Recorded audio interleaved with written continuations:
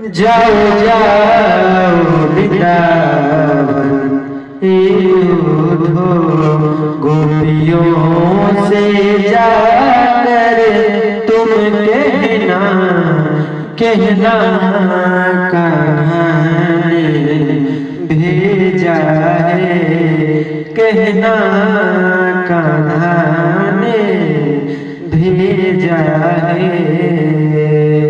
उन्हें समझाना कि अब मुझको ना याद करे, एक छलिया के लिए बात न बर्बाद करे।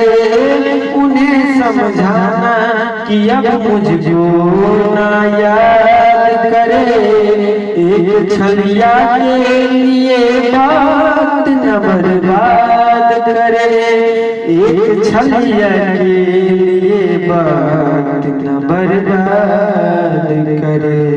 फिर वो क्या कहती है उनकी बात हमसे आकर तुम कहना कहना कहाँ ने भेजा है, कहना कहाँ ने भेजा है।